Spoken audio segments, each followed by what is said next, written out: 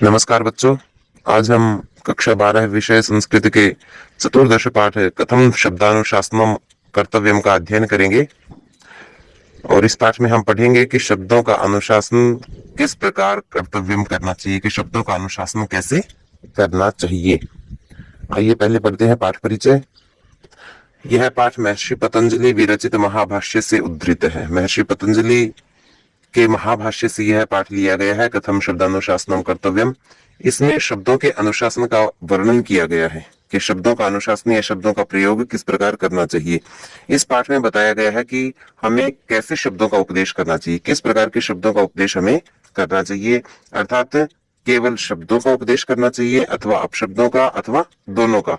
तो इस पाठ में हम पढ़ेंगे कि क्या केवल शब्दों का उपदेश करना चाहिए या केवल अपशब्दों का उपदेश करना चाहिए या शब्द और अपशब्द दोनों का उपदेश करना चाहिए।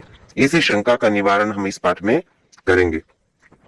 इसी का समाधान प्रस्तुत पाठ में पौराणिक आख्यानक के माध्यम से किया गया है। अर्थात केवल शब्द का उपदेश करें या अपशब्द का उपदेश करें या दोनों का उपदेश करें, इसका समाधान इस पाठ में किया गया है। तो पाठ शुरू करने से पहले मैं आपको बता दूं कि महर्षि पतंजलि कृत महाभाष्य से हमने महर्षि पतंजलि कृत योग दर्शन से, महाभाष्य से नहीं, योग दर्शन से हमने पिछला पाठ पढ़ा था, योगस्य वैशिष्टम, योग की विशेषता। तो योग दर्शन के लेखक भी हैं महर्षि पतंजलि मुनि और महाभाष्य के लेखक भी हैं महर्षि पतंजलि मुनि। तो महर्षि पतंजलि मुनि एक दार्शनिक भी हैं और वैयाकरण भी हैं। दार्शनिक भी हैं और वैयाकरण भी हैं, दर्शन की जानकारी भी रखते हैं और व्याकरण की जानकारी भी रखते हैं। और महर्षि पतंजलि के साथ साथ दो मुनि स्वतः स्मृत हो जाते हैं। अर्थात दो मुनि महर्षि पतंजलि के साथ मिलकर त्रिमुनि या त्रिमुनि कृत व्याकरण का हमें ज्ञान कराते हैं। तो महर्षि पतंजलि, एक तो वे महर्षि पतंजलि मुनि, दूसरे मुनि है पाणिनि मुनि, और तीसरे हैं वर रुचि या कात्यायन मुनि। कात्यायन का दूसरा नाम है वर रुचि, वर रुचि। तो महर्षि पतंजलि, पाणिनि और कात्यायन, ये तीनों मुनि मिलकर त्रिमुनि कहलाते हैं। त्रिमुनि अर्थात महर्षि पतंजलि का तो हुआ महाभाष्य और महर्षि पाणिनि मुनि का है अष्टाध्यायी ग्रंथ, और महर्षि कात्यायन या वररुचि का है वार्तिक प्रकाश। तो ये तीनों ग्रंथ मिलकर, महाभाष्य, अष्टाध्यायी और वार्तिक, ये तीनों ग्रंथ मिलकर मानो संपूर्ण व्याकरण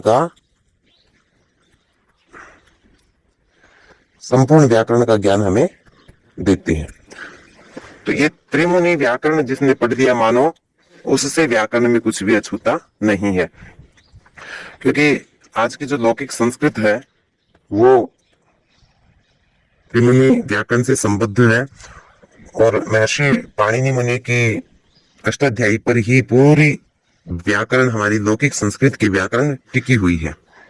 तो आइए अब पढ़ते हैं पाठ। शब्दानुशासनम इदानीम कर्तव्यम, अर्थात इदानीम का अर्थ हुआ अब। शब्द अनुशासन, शब्द का अनुशासन कर्तव्य करना चाहिए। अब शब्द का अनुशासन करना चाहिए, शब्द का उपदेश करना चाहिए, शब्द के बारे में जानना चाहिए कि शब्द क्या है, ये शब्द किसे कहते हैं और अपशब्द किसे कहते हैं। तो अब शब्दानुशासन करना चाहिए। आगे शंका उठती है, प्रश्न उठता है कि किम शब्दोपदेश कर्तव्य आहोस्विद अपशब्दोपदेश आहोस्विद उभयोपदेश इति। तो किम का अर्थ क्या? शब्दोपदेश है, शब्द का उपदेश या शब्दों का उपदेश कर्तव्य करना चाहिए। यह प्रश्न है कि क्या शब्दों का उपदेश करना चाहिए आहोस्वित या अथवा आहोस्वित के बाद शब्द बचेगा अपशब्द उपदेश है, क्या केवल या अपशब्द का उपदेश करना चाहिए। पहली शंका थी कि क्या शब्दों का उपदेश करना चाहिए या अपशब्द का उपदेश करना चाहिए, ये दूसरी शंका। तीसरी शंका क्या है? आहोस्वित या अथवा उभयोपदेश, उभय का अर्थ था दोनों, तो दोनों का उपदेश उपदेश करना चाहिए। यहाँ प्रश्न है कि क्या शब्द का उपदेश करना चाहिए। जब हमने पहले पढ़ा कि शब्दों का अनुशासन अब करना चाहिए, तो प्रश्न खड़ा हुआ कि यहाँ शब्द का जिक्र था बस, अब शब्द का नाम नहीं था, इसलिए प्रश्न है उठा कि क्या केवल शब्द का उपदेश करना चाहिए या अपशब्द का उपदेश करना चाहिए या दोनों का उपदेश करना चाहिए। क्या केवल शब्द का उपदेश उचित है या केवल अपशब्द का उपदेश उचित है या दोनों का उपदेश भी हम कर सकते हैं, नियम कर सकते हैं। आगे इसके समाधान में महर्षि पतंजलि मुनि ने कहा है कि अन्यतरोपदेशेन कृतम स्यात्, अन्यतर किसी एक का उपदेशेन उपदेश कृतम स्यात् करना चाहिए। अर्थात या तो एक का अर्थ या तो शब्द का उपदेश करें या एक अपशब्द, एक का अर्थ हो अपशब्द, तो शब्द और अपशब्द इन दोनों में से किसी एक का उपदेश करना चाहिए। अर्थात दोनों का उपदेश करने की कोई आवश्यकता नहीं है, दोनों का उपदेश करना यहाँ उचित नहीं है। तो यह कहा कि अन्यत्र उपदेशेन कृतं स्यात्, किसी एक का उपदेश करना चाहिए। तद्यथा जैसे उदाहरण बताया कि किसी एक का उपदेश क्यों करना चाहिए। भक्ष्य नियमेन अभक्ष्य प्रतिषेधो गम्यते, भक्ष्य नियमेन, भक्ष्यता है खाने योग्य, तो भक्ष्य का नियमेन नियम करने से, भक्ष्य का नियम करने से अभक्ष्य, यह नियमेन के बाद शब्द बचेगा अभक्ष्य प्रतिषेध, अभक्ष्य का प्रतिषेध का तो निषेध या मनाही गम्यता हो जाता है, यह समझा जाता है कि भक्ष्य का नियम करने से कि यह वस्तु खाने योग्य है, ऐसा उपदेश करने से अभक्ष्य का निषेध जो खाने योग्य नहीं है उसकी मनाही स्वतः हो जाती है। अर्थात हमें हमारे सामने दो प्रकार की वस्तु रखी है, तो उनमें से हमें कोई कहे कि यह भक्ष्य है, यह खाने योग्य है, तो दूसरी वस्तु का हमें स्वतः पता चल जाता है कि यह अभक्ष्य है। तो इसीलिए यहाँ महर्षि पतंजलि ने उदाहरण दिया कि भक्ष्य का नियम करने से अभक्ष्य का प्रतिषेध या अभक्ष्य का निषेध स्वतः हो जाता है। गम्यता का अर्थ है जाना जाता है या बोध होता है, तो अभक्ष्य का निषेध स्वतः जान लिया जाता है। आगे उदाहरण दिया पंच नखा भक्ष्य, कि पंचनख का अर्थ था 5 नाखूनों वाली, नख का अर्थ नाखून, तो पंचनख जो प्राणी है वो भक्ष्य है, पंचनख भक्ष्य है। इत्युक्ते ऐसा कहने पर एतत् यह गम्यता बोध होता है, ऐसा कहने पर बोध होता है कि पंचनख भक्ष्य है, पंचनख जो प्राणी है वो खाने योग्य है, वो भक्ष्य है। ऐसा कहने पर यह बोध होता है, यह जानकारी मिलती है कि अतोन्य भक्ष्य इति, अतोन्य भक्ष्य का विच्छेद हो जाएगा अतः धन अन्य धन अभक्ष्य, अतः इससे अन्य अलग या दूसरे, इससे अन्य अभक्ष्य है। जो कहा कि पंचनख भक्ष्य है, ऐसा कहने पर हमें बोध हो जाता है कि इनसे अलग जो है वो सभी अभक्ष्य है। आगे है अभक्ष्य प्रतिषेध है न भक्ष्य नियम। जब पीछे कहा था, प्रश्न उठा था कि क्या शब्दों का उपदेश करना चाहिए, आप शब्दों का उपदेश भी कर देना चाहिए या दोनों का उपदेश कर सकते हैं, तब व्याकरण ने कहा था कि किसी एक का उपदेश कर देना चाहिए। तो यहाँ पहला उदाहरण तो दिया कि भक्ष्य का नियम करने से अभक्ष्य का प्रतिषेध अपने आप हो जाता है, जैसे कह दिया कि पंच नख भक्ष्य है, ऐसा कहने पर अभक्ष्य पदार्थों का हमें बोध स्वतः हो जाता है। अब दूसरा उदाहरण दिया है कि अभक्ष्य प्रतिषेध है न भक्ष्य नियम है। जिस प्रकार भक्ष्य का नियम करने से अभक्ष्य पदार्थों का हमें बोध हो जाता है, उसी प्रकार अभक्ष्य का प्रतिषेध करने से कि जो खाद्य वस्तु है ये भक्ष्य है और अभक्ष्य है, उन दोनों में से कहे कि ये भक्ष्य है तो अभक्ष्य का हमें पता चल जाता है। इसी प्रकार अभक्ष्य वस्तु के बारे में ये कहा जाए कि यह अभक्ष्य है, यह खाने योग्य नहीं है, तो उसके बाद जो शेष बचा वो क्या बचा, भक्ष्य। तो अभक्ष्य है ऐसा कहने से भी भक्ष्य का पता चल जाता है, और जो खाने योग्य है ऐसा कहने से जो नए खाने योग्य है उस वस्तु का भी बोध हो जाता है। तो यहाँ पतंजलि मुनि ने कहा कि अभक्ष्य प्रतिषेधहीन अभक्ष्य पदार्थ का प्रतिषेधहीन निषेध करने से कि यह अभक्ष्य है, इसे नहीं खाना है, ऐसा निषेध करने से भक्ष्य नियम, खाने योग्य पदार्थ का नियम अपने आप हो जाता है, या खाने योग्य पदार्थ की जानकारी हमें मिल जाती है। कि जिस प्रकार भक्ष्य का नियम करने से अभक्ष्य प्रतिषेध की जानकारी मिल जाती है कि यह भक्ष्य है, ऐसा कहने से जो भक्ष्य नहीं है उसके बारे में भी जानकारी मिल जाती है। उसी प्रकार कि यह खाने योग्य नहीं है, ऐसा कहने से भी खाने योग्य पदार्थ की जानकारी हमें मिल जाती है। जैसे तो पीछे जो उदाहरण दिया था उससे विपरीत उदाहरण यहाँ दे दिया। उसमें बताया था कि भक्ष्य पदार्थ कौन कौन से, इसने बता दिया अभक्ष्य कौन से हैं। तो जैसे अभक्ष्य ग्राम्य कुक्कुटः, अभक्ष्य ग्राम्य सूकरः, अभक्ष्य अभक्ष्य ग्राम्य कुक्कुटः, गांव का कुक्कुट का था तो मुर्गा, और अभक्ष्य ग्राम्य सूकरः, सूकर का था तो सुअर। तो गांव के मुर्गा और गांव के मुर्गे और गांव के सुअर ये अभक्ष्य है। कि ऐसा कहे कोई अभक्ष्य पदार्थों का निषेध करे और निषेध करके कहे कि गांव का जो मुर्गा है और गांव का जो सुअर है वो दोनों अभक्ष्य हैं, ऐसा कहने पर इत्युक्ते गम्यत एतति, ऐसा कहने पर यह जाना जाता है, यह जानकारी प्राप्त होती है कि आरण्यो भक्ष्य इति, कि आरण्य करते तो जंगल, तो जंगली जो सुअर है और जंगली जो मुर्गी है वो क्या है, भक्ष्य है। अर्थात जिस प्रकार भक्ष्य पदार्थों के जानकारी देने से अभक्ष्य का पता चल जाता है कि पंच पंच नख भक्ष्य है, ऐसा कहने से जो अन्य बच गए वो सभी क्या है, अभक्ष्य, यह जानकारी हमें मिल जाती है। उसी प्रकार अभक्ष्य पदार्थों का नियम करने से कि यह अभक्ष्य है, इसे नहीं खाना, इस प्रकार नियम करने से भक्ष्य पदार्थों का नियम अपने आप हो जाता है। जैसे कोई कहे कि ग्राम्य कुक्कुट और ग्राम्य सूकर अभक्ष्य है, ऐसा कहने से पता चलता है कि जो जंगल के कुक्कुट और जंगल के जो सूकर है वो भक्ष्य है। एवं इहापि, ऐसे ही यहां भी। और मैं आपको बता दूं कि ये जो भक्ष्य और अभक्ष्य पदार्थ बताए हैं वो केवल मात्र शब्दानुशासन समझाने के लिए उदाहरण मात्र है, वो केवल मात्र उदाहरण है। ये उदाहरण देकर बताया कि यहाँ यह नियम बिल्कुल नहीं किया गया कि ग्राम्य जो अरण्य सूकर और अरण्य कुक्कुट है वो खाने योग्य है। अर्थात इस प्रकार वैयाकरण का कोई उद्देश्य नहीं है कि वो हिंसा की प्रवृत्ति को बढ़ाए, ऐसा बिल्कुल भी आशय यहाँ वैयाकरण का नहीं है। ये केवल मात्र उदाहरण देकर बताए गए हैं, उदाहरण समझाने के लिए कि शब्दों का उपदेश से हमें अपशब्द की जानकारी कैसे मिलती है और अपशब्द के उपदेश से हमें शब्द की जानकारी कैसे मिलती है, ये केवल मात्र उदाहरण के लिए यहाँ या समझाने मात्र के लिए यहाँ दिए गए हैं। अब अगला उदाहरण दिया है महर्षि पतंजलि मुनि ने कि एवं इह अपि, एवं इसी प्रकार इह अपि यहाँ भी, इसी प्रकार यहाँ भी, अर्थात दूसरा उदाहरण है अब महर्षि पतंजलि मुनि दे रहे हैं। यदि तावत शब्दोपदेश क्रियते, तो शब्दोपदेश क्रियते, शब्दों का उपदेश करना चाहिए, शब्दों का उपदेश करना चाहिए। अर्थात पीछे बताया कि शब्दों का उपदेश करने से अपशब्द की जानकारी हो जाती है। जैसे भक्ष्य की जानकारी देने से अभक्ष्य की जानकारी प्राप्त हो जाती है, इसी प्रकार अभक्ष्य की जानकारी देने से भक्ष्य वस्तु की जानकारी अपने आप हो जाती है। तो यहाँ कहा कि शब्दोपदेश यदि तावत शब्दोपदेश क्रियते, इसलिए शब्दों का उपदेश करना चाहिए, शब्दोपदेश करना चाहिए।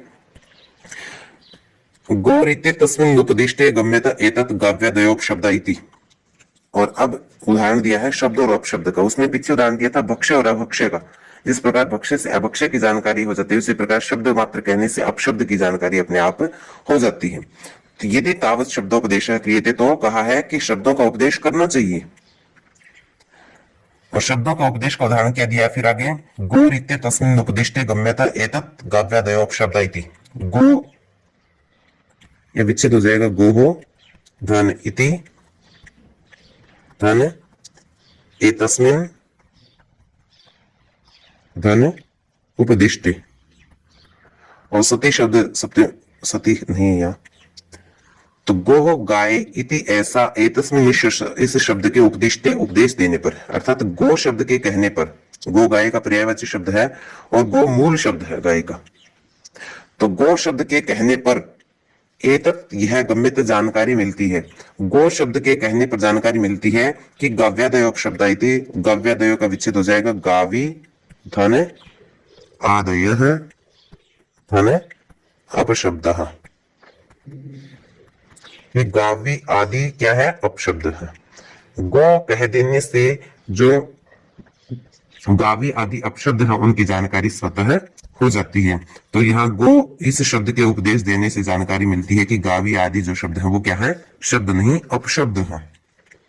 और इसी प्रकार अथाप्य उपदेशोपदेश क्रियते, अथाप्य अपशब्दोपदेश क्रियते, अथा अपि यह विच्छेद हो जाएगा अथ धन अपि, धन अपशब्द, धन उपदेश है। अथापि और भी अपशब्द अपशब्द का उपदेश है, उपदेश क्रियते किया जाना चाहिए।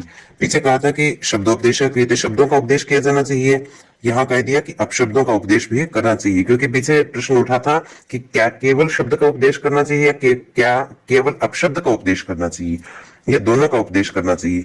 तब वैयाकरण ने बताया था कि शब्द का उपदेश भी कर सकते हैं और अपशब्द का उपदेश भी कर सकते हैं, अर्थात दोनों में से किसी एक का उपदेश कर देना चाहिए। तो शब्दोपदेश का तो उदाहरण यहाँ बता दिया कि शब्दोपदेश करना चाहिए, जैसे गो शब्द कहने से गावी आदि जो शब्द अपशब्द है उनकी जानकारी मिल जाती है। उसी प्रकार अथाप्यप शब्दोपदेश क्रियते, अपशब्द का उपदेश करना चाहिए या किया जाना चाहिए।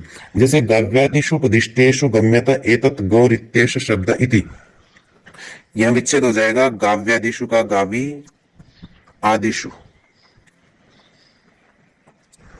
उपदिष्टेषु, उपदिष्टेषु, यह जो शु दीर्घ है वो आदिशु का उ और उपदिष्टेषु का उ दोनों मिलकर दीर्घ संधि का उदाहरण बन गया यहाँ। तो गावी आदिशु उपदिष्टेषु, गावी आदि शब्दों के उपदिष्टेषु उपदेश देने पर, यानी कि गावी आदि शब्द बोलने पर गम्यता एतत् एतत्, यह गम्यता जाना जाता है, यह जानकारी मिलती है कि गौर इत्येष शब्द है, कि गौ जो शब्द वो है, गौ जो है वो क्या है, शब्द है। अर्थात जैसे गावी आदि अपशब्द बोल दिए तो अपशब्द बोलने से के बाद जो शेष बच गए वो क्या बचा, शब्द बच गया।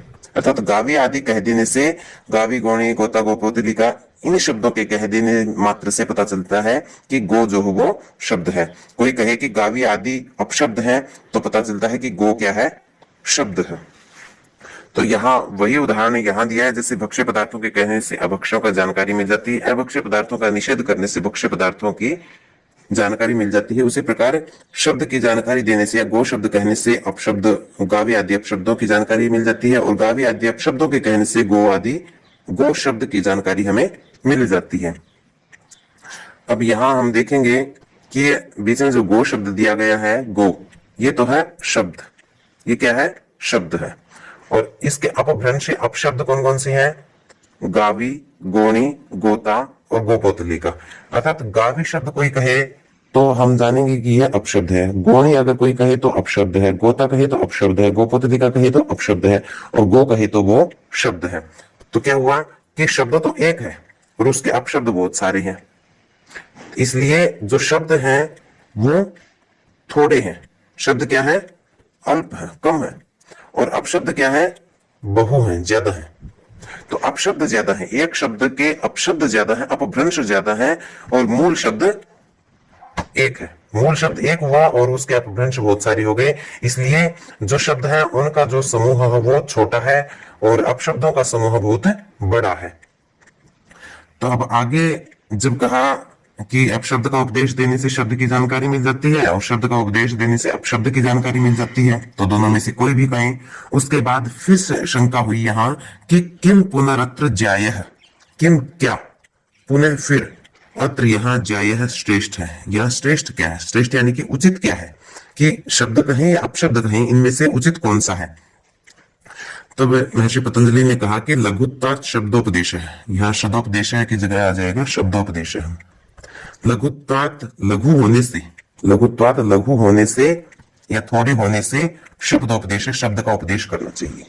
जब पूछा कि इनमें से श्रेष्ठ कौन है, अर्थात शब्दों का उपदेश करें या अपशब्दों का उपदेश करें, तब कहा गया कि लघुत्वात् शब्दोपदेश, लघु होने के कारण शब्द का उपदेश करना चाहिए। लघु कैसे, जैसे शब्द एक है और उसके शब्द बहुत सारे हैं, तो लघु होने के कारण यहाँ शब्द का उपदेश ही करना चाहिए। लघियान शब्दोपदेश है, और आगे फिर बता दिया कि शब्दोपदेश, जो शब्द का उपदेश है वो लघियान, लघु है, छोटा है, अर्थात शब्दों का जो समूह है वो छोटा है।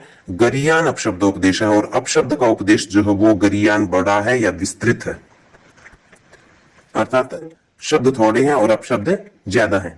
एकैकस्य शब्दस्य बहवोपभ्रंशः, और यहाँ बता दिया कि वो अपशब्द जो है वो बड़े कैसे हैं, अपशब्दों का समूह ज्यादा कैसे है, बहुत बड़ा कैसे है, कि एकैकस्य, एक एक शब्द से, शब्द के, एक एक शब्द के, बहवः, बहवः का अर्थ हुआ बहुत, अपभ्रंशः अपशब्द है, कि एक एक शब्द के बहुत सारे अपभ्रंश है। जैसे गो का ही देखें हम, तो गो शब्द एक है, गावी गौणी गोता गोपुतली का ये अपशब्द, ये अपभ्रंश 4 हो गए। तो इसलिए कहा है, जब पूछा कि इनमें से श्रेष्ठ कौन है या किसका उपदेश करना चाहिए, शब्द का या अपशब्द का, तो कहा, समाधान में कहा कि लघुत्वात् शब्दोपदेश है, लघु होने के कारण या छोटा होने के कारण शब्द का उपदेश करना चाहिए, क्योंकि शब्द का जो समूह वो छोटा है और अपशब्द का जो समूह है वो बड़ा है। एक एक शब्द की बहुत सी अपभ्रंश है। जैसे गोर इत्यस्य शब्द से गो, इस शब्द के गावी गौणी गोता गोपोतलिका, गावी गौणी गोता और गोपोतलिका, ये 4 जो है वो क्या है, अपभ्रंश है। तो जिस प्रकार गो इस शब्द के गावी गौणी गोता और गोपोतलिका इत्यवम आदय है, आदय आदि अपभ्रंश, अपभ्रंश ये अपशब्द है। जिस प्रकार गो आदि, गो शब्द के गावी गौणी गोता गोपोतलिका इत्यादि अनेक अपभ्रंश है, इसलिए कहा है कि एक एक शब्द के बहुत सारे अपभ्रंश है, और अपभ्रंश होने बहुत होने के कारण विस्तार से कहना पड़ेगा। और अच्छा क्या होगा कि जो शब्दोपदेश है वो करना चाहिए, क्योंकि वो छोटा है, उसका विस्तार बहुत ज्यादा नहीं है। और इसी के साथ हम आज का पाठ यहीं समाप्त करते हैं। अगले पाठ को हम अगले वीडियो में पढ़ेंगे। तब तक मेरा आपसे अनुरोध है कि आप इस वीडियो को देखकर शब्दानुशासन को अच्छे से समझें, जानें, और तब तक आप सभी का